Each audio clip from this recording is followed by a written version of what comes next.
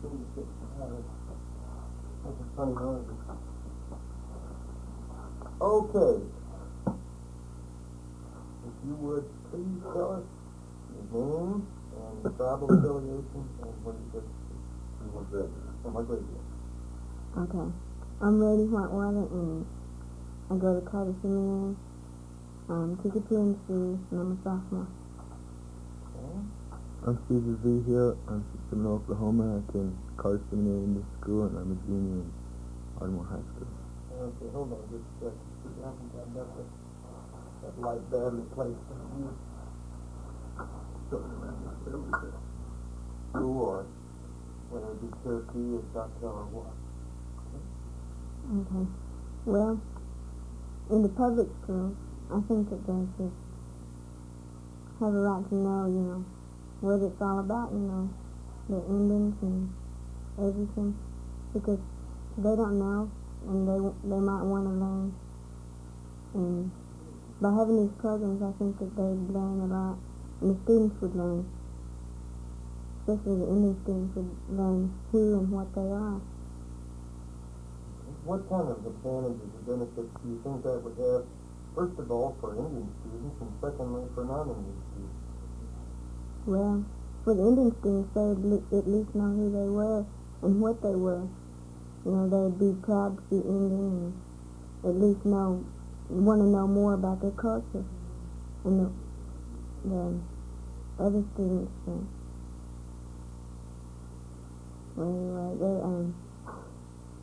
they'd like to learn a lot about the tribes and about the history. As Rainey was saying a while ago, help the Indians identify themselves and things like this, and also give the white people a chance to learn about Indian culture and all this, because I think that the history books that we have in school, they don't teach us enough about it, and these programs, like this culture program that we could have in the school systems, I think they'd teach us a lot more, get down deeper about the culture of the Native American people. And I feel it'd be a really, great idea for this to happen, because a lot of times there are a lot of students that don't know very much about their culture and like to learn, but they have grandparents or something that I have seen that some students, even grandparents, don't know too much about their own culture. And through these ways in their school, they can get interested, and they'll be able, someone can teach them, and they learn more about their culture, as well as the white people could learn about the Indians too, because there are a lot of them that are interested too, and that do have a certain amount of Indian blood in them that will be interested. They could learn just as much too about the Indian culture. How did you learn about your own heritage? What sort of route did you take in learning about the background of your family and your tribe? Well, it began with me whenever I've been going to our ceremonial stomp dances. I'm a Seminole, and we have our stomp dances. They're called stomp dances. I've been going to them for a long time, and I've always wanted to learn to sing the songs and lead. They call it leading. I wanted to learn to sing the songs and all that, and I wanted to learn the culture behind the ceremonials of our ceremonials and everything. And so my grandmother talked to me. I listened to my grandmother, my mother talked to me, and then I also listened to the elders. I sit around with them, and they said, well, the only way you're going to learn is get out there and try it. My grandma always said that they'll teach you and everything like that, but I took it a different way, that they'd sit you down and teach you words and all that. But in a way, in an Indian way, to me, it seemed a little different. When you're there, you just get out there and do what you know, and it was scary at first and everything like that, but then I realized that this is what I was going to have to do in order to learn my culture and everything. And I got deeper involved in our culture and everything, and of the grounds that I'm from, our ceremonial grounds and everything. We have our fires and everything, and of our ground, I'm a fire chief and everything. I take care of the fire and all this, and it's just really been, great for me to learn the culture and everything, and I'm still learning, and I plan to learn for a long time, and it's also helped me in things that I do as painting and everything like this. You know a lot of other guys your age and girls your age and younger who've not had the advantage of having a grandfather or a mother who knew the tribal ceremonies. Mm-hmm. What kind of advantage do you think it would be for them to learn it, whether they learned it in the public schools or somewhere else? Why do you think it's important for a Native American to know about himself, know where he comes from? Well, personally, I feel that, a lot of Indian students, there's some that don't believe in it, or they kind of doubt it and everything, but still, to me, in a way, I see a little part in them that they do want to learn, and that's what makes me think that these programs in school would be good, because they've been around where they didn't have ancestors that could teach them and everything, but there is a little part in them that shows they want to believe, they want to learn and everything like that. So that's why I feel too that these programs would be good in school, and they can learn more, as we was talking about and everything like this. And like me, like we said, that some of them hasn't had the background that I have, about their culture, and I'm all for it. And other students learning their culture and everything like this. And, you were talking earlier about being able to get to know and get to deal with on an equal footing with say, people who are not of Indian background, mm-hmm. and how difficult that is. Mm-hmm. Do you think that having a strong sense of your own place and your own tribe and your own history might have been helpful to you? Yeah, I do, because my grandmother and my mother have taught me too. They've always said, and it's always said by most parents, I believe, that it's hard out there and you're going to have to make it sometime. So I decided, I made up my mind to do this, and that's what I wanted to do. Plus learning my culture, say the white people that ask me about it, I can tell them, what I know about my culture. And when I tell them, I don't tell them I know it all, because I'm still learning. You learn something every day.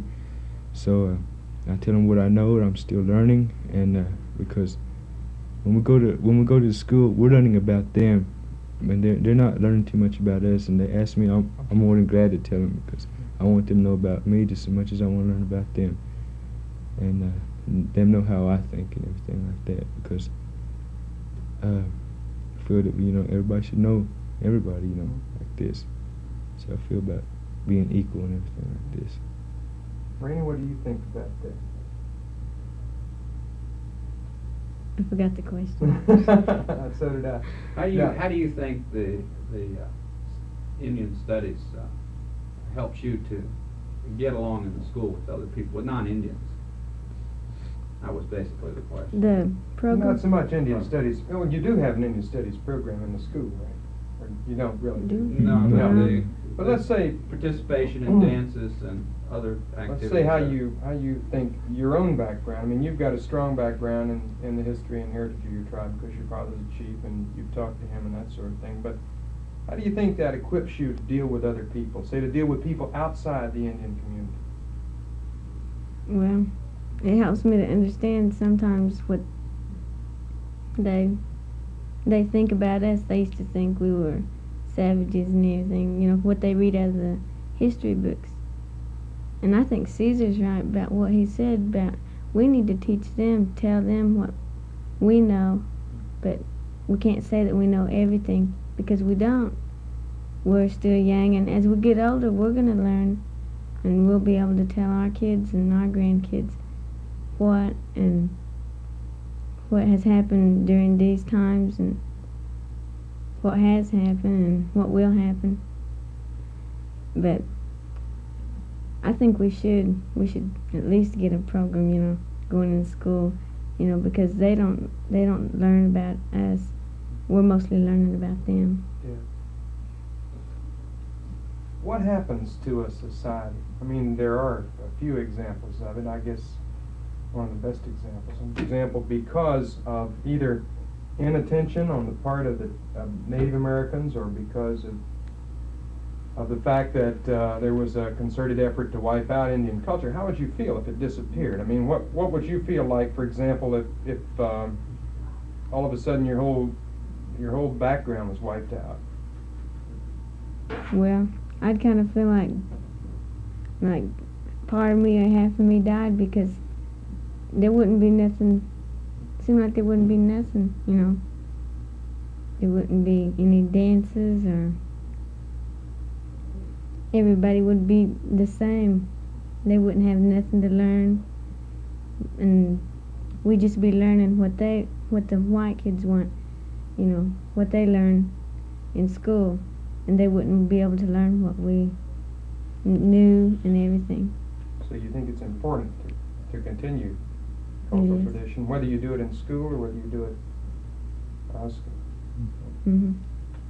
Get your ideas on that, Caesar, but just a second, let me get this shot set up. Okay. Let's see, the question you're asking. Yeah, what just, what if your whole background as far as the Native American side was just wiped out? How would you feel about it? Well, you know, I'd feel the same way, you know, as Rainey does. I think in a way me and Rainey feel about the same. And I feel like, you know, part of me I would lost a part of me because, you know, there's, you've seen the sayings about Indian people, you know, like, there's one saying that I've heard is on a poster, and it said, "My mind and the earth and I are of the same mind." And if you lose part of the earth, you're losing part of yourself that goes with the earth and everything. That's the way I think. And that, you know, I wouldn't want to lose my culture and everything. And I believe this too, that as long as you know, my father, you know, my creator, I always think, I keep it in my mind, to myself, and my heart, that my father, you know, we might almost lose our culture, but I think my father's someone will always be there to teach us, you know. Maybe a little bit, but we'll always pick it up. That's the way I believe about it. And that we may lose our culture a whole lot, but I don't think an Indian would never lose his complete culture, because I think there's a lot of Indian people that are real strong about it. And someone will eventually learn, you know, that our father would always, you know, make sure we had a culture. And I keep it in here because I don't want to lose it. And if I can teach it, I can teach it, so I want to keep from losing it. That's how I feel about things like this, you know, about, you said, if we lost our culture and everything. I just keep it in my heart and in my mind that we can't lose it, you know. Like they say, there's a will, there's a way. Okay, did you have any more questions? Let me just ask you a general question. Now, you both are doing real well, I know, in school and that sort of thing, but just ask you if you think maybe that having a good, strong Native American Studies program in a school system, that kids with an Indian background, but without the kind of cultural tradition that you both have, but one where they could pick some of that up, if you think this would tend to encourage them to stay in school, would tend to transfer, if they enjoyed and learned a lot from that program, would tend to transfer into their other subjects and maybe help them to get along better, not only in school but later on when they got out of school or went to college.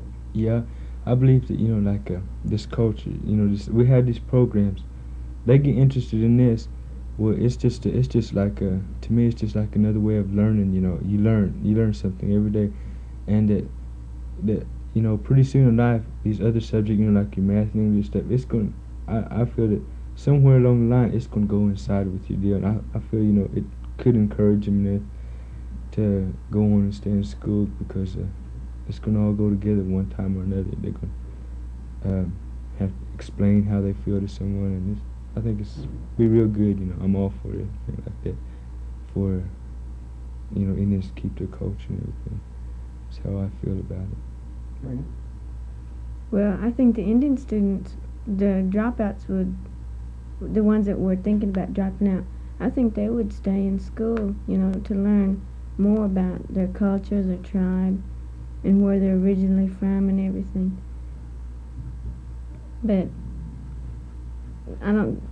some of the white kids would really want to learn more, and I think they'd want to learn more about it and learn more like what we have to do in our tribe and everything, because there's more than just a couple of tribes, and some of them don't even know the names of them, and I think they would like to learn what their tribes were or are, and what they have, you know, their cultures are and everything, their traditional things. What about what about the value of that kind of learning to the whole society, to the whole country, for example? I mean, I said earlier that Indian people were able to exist in this country for 20, 30,000 years and turned it over, as it were, to the Europeans in better shape than it was when they started out. And we sure need that kind of knowledge today in the face of our disappearing resources and increasing incidences of pollution and everything else. You mean how would this program do all over the country? Yeah, and even in areas where there were no Indian people. Well, yeah, I think, you know, I keep saying it's good because I'm all for it. You know, like I always go back to the sayings. You know, like they always say the Indian has a strong heart. You know, there's I guess what I'm trying to say is that the culture of the Indian people, you know, it's been so strong that whenever there's other Indian people that don't know very much about it and they're taught it, well, then that builds up in their heart, and they're gonna go on. They're gonna try to go on to keep this country the way it is good. And, you know, make it better. You know, for everybody. I think it'd affect, you know, a lot of the white people too, because they'd understand how an Indian really feels, and that they want to be, you know, a lot of white people say Indians are down here. But I think it could bring the white people know Indian wants to be there with them. They want to be equal, you know, not in the society, they're in the heart and everything. That's what I feel about it. And it's just my opinions on it. So. Rainey, do you have anything to say about that? Well, all over the country, I think that, well, they'd learn a lot and they'd understand, you know, what we feel like, you know, to be put down, you know, and stuff, because sometimes it really hurts to be put down, you know, but then they would learn, you know, how we felt and how we would like to be treated, because we've been put down a lot of times, and sometimes we weren't able to do anything about it. Well, and then they wouldn't think we were telling the truth about, you know, the treaties and stuff like that. But then they would learn that they broke their treaties, or whether they kept them. But most of the time they were broke, and that's why we were always down below the whites. But we're gonna make it up there somehow. Yeah. We will someday. You know. Anything else? Oh, you know, I was, you know, some people, you know, the way, you know, like Randy said, you know, Indians have always, you know, felt, you know, they, in a way, you know, like, want people to know that how we've been treated and all that. But too, I've known, you know, some people get the wrong idea about how Indians feel, you know, like, say, well, you know, our treaty's been broken, we've been doing this, it's hard for us to do this. Well, a lot of people take it that I've noticed, but I've talked to people and they've taken it, when I've talked, they've taken it that I'm like asking for pity, and I don't want pity. I just want to give me a chance to get up there. I don't care about the idea of people wanting pity. I just want a chance to make it, and I just like to, you know, kind of get that straight about how I feel about that. That pity isn't my idea. It's to get a chance. Sure, equality. And I feel Carter's here giving me the chance, you know, the government here's giving me the chance, and I'm taking the best advantage of it that I can, because I want to be able to help my other people someday. Okay. Either one of you have anything else you'd like to say? What would you recommend, say, to other Indian kids who maybe have not been as fortunate as you, have not come from a tribal background, so maybe an urban Indian kid who was interested in getting into his culture? Would you recommend that he do it? Would you think it would make him a better person, or a stronger person, or give him a better chance? It'd give him something to think about, and to make him know that he was an Indian, and to know what it is to be an Indian, and give him an identity, and he would know, and he would want to learn the culture. and the history of his tribe, I think it would really help the Indian students that didn't come from an Indian background. And I think this is right, the culture, history stuff. Susan? You mean about the same question? Yeah, Yes? basically the same question. Well, Oh. would you recommend to a kid who's say an urban Indian, a kid Mhm. whose family has been away from tribal life for a couple generations, would you recommend that he get back involved into tribal things, into cultural things? Yeah, I'd strongly recommend that. That if he's wanting to, he's willing to, and everything. I strongly recommend that he'd do it because if he's interested, if a person's interested, they can do it, and he'll be able to learn it. If he's interested, and he'll learn a lot. As Randy said, his culture and background and everything like this, because there's a lot of them I've seen that think it's a shame to be an Indian, but it's real good, It's real good to be an Indian, Just like it's real good to be any other nationality. That's what you are. You got to accept it. There's no shame involved. I don't believe in. I'd really encourage a lot of, as you said, ones that didn't have an Indian background and wanted to learn everything like this. I'd really encourage them to get involved. Great. Can you think of anything else now that you'd like to say? I think we've pretty well covered the waterfront. Any other ideas? Oh. Since it's too, looks like it might. Okay. Now you can make a tape of me and zoom in and zoom out. Unless it be the rooms or something, get somebody, some students over there.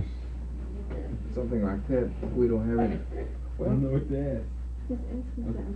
How do you feel about that? Yeah, we had that. Making up these programs? Yeah. I don't know too much about that, but it seems like to me that the hardest part would be to get the proper people from the tribes with the proper knowledge and get that down on paper or get it down on tape. Because one of the problems that we run into, particularly in preserving language, is that in many cases the older people are the ones that have the knowledge, and sometimes they feel a little shy about coming forth with it, and other times they don't speak any English at all, so it's difficult. So you have to have somebody who can translate for them. But even if they don't speak any English, I think it's really critically important to get these people down on tape, and probably videotape or audio tape is the best way to do it, so that later on maybe somebody would come along who does know the language, who could translate it. Mainly it's a preservation thing. You need to preserve these things. Now you want to show Caesar how to run it? Let him make a little tape? You ought to get a chance to just turn that big ring. That's all you have to do. Okay? That's why I think it's a natural thing to use videotape and audio tape in schools. I think that would be a real good component for the curriculum that they've designed, that they're planning to put into the school system here. Because if you can talk about it and talk about the necessity for preserving culture, but at some point you got to start doing something. And one of the big problems with American Carter is a peripheral dormitory school of Bureau of Indian Affairs. Our students stay at the school and attend public school. It's called seminary because originally the Indian schools where girls attended were seminaries, and the boys' schools where Indians attended were academies. And it wasn't until the 50s that Carter became coeducational, but the name stuck with him, Carter Seminary. And I feel like our students have the best of two worlds because they can go to the public schools and compete with non-Indians, and yet they come home to where we have all Indian students. And I found in some studies that Indians like to be with Indians. I remember a lady who took off a year to find out what Indians like to read, and she found out they like to read about Indians. And that's kind of the way it is with our students. They like it here because we have an all Indian school here, and yet they can still go to public schools. Tell us a little bit about the kinds of cultural and traditional things that are done here with the kids. At the time, we do not have an adequate cultural program, and this is my feeling about most of the Oklahoma public schools. I don't know whether they take Indians for granted or what, but they're just not that kind of cultural programs going on. There are a few in California and a few other areas where they have Native American studies, which is part of their curriculum, and social studies. But we have had Indian dancing in the past, and this is what we're going to show in the videotaping.